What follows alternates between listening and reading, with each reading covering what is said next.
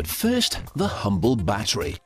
Last year, the UK used more than 680 million of these little tubes of power.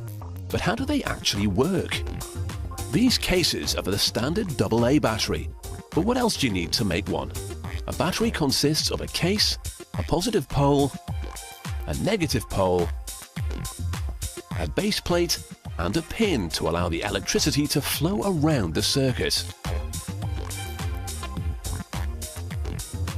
It's hard to believe that a small tube with a sticker on it powers so many household devices. They're used in everything from remote controls to MP3 players. But have you ever wondered how they work? We've established batteries have a positive and negative pole. The negative pole is full of electrons which are all trying to escape. Electricity is the force used when they move from a negative pole to the positive one through an electrical circuit.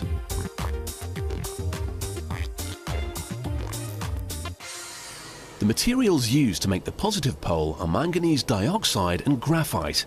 You might be familiar with graphite as it's used to make the pencil. The positively charged mixture works by absorbing electrons that pass into it. It gets pressed into rings which are then inserted into each battery case. The more that can be put into each battery, the longer that battery will last. The mixture is loaded into the top of the machine here, and once it's compressed, the rings are then loaded into each battery as it passes below. For the battery to work, the positive and negative poles must be kept apart. A rubber-like material is rolled up and used to create the internal barrier that does this. This high-speed machine then inserts each individual roll into the batteries, which are already lined with graphite. To show you how it works, we've had to have the machine stopped. The lining is highlighted here in red. As the batteries come out of the machine, they've slowed just enough so you can see the white lining in each case. Like yin and yang, a battery is made up of two opposites. They have both a positive pole and a negative one. We've got the positive. Now we need to make its opposite by combining zinc powder and a gelling agent. The mix is very toxic though, so a machine is used to minimize human contact. The combination creates this gloopy substance, which is a negatively charged gel. Once it's fully combined, this is added into the lining in the battery cases. We've now got the two sides to the battery, but to make them work, the electricity needs to get from one side to the other. If the electrons can't travel between the poles, the battery won't power your remote. So to get round this problem, the clever guys at the battery factory have come up with a solution. That's where these base plates come in. Although it's normally used for the road surface, each plate is loaded with a squirt of bitumen. It makes an excellent glue. Brass pins are then introduced, and this is the secret to how the electrons can get out.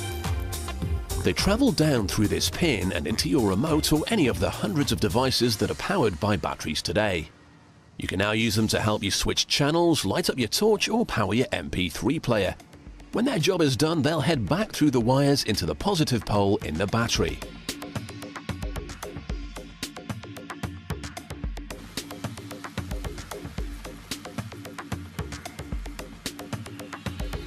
Once they've been assembled, the plates and pins are fed into this machine, and a hydraulic press squeezes them into the waiting case. They're now complete, although at this stage they don't look like the batteries you would recognize. Before they receive their trademark stickers, they're all tested.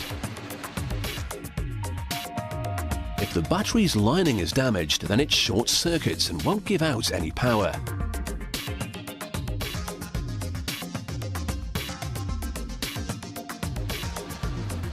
This machine tests each one and removes any of the faulty ones, so you're not left frustrated and powerless.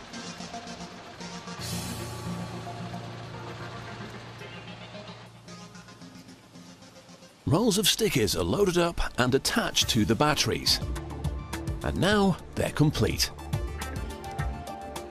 So next time you're crashed out on the couch with the remote control, spare a thought for the electrons that are saving you from getting up.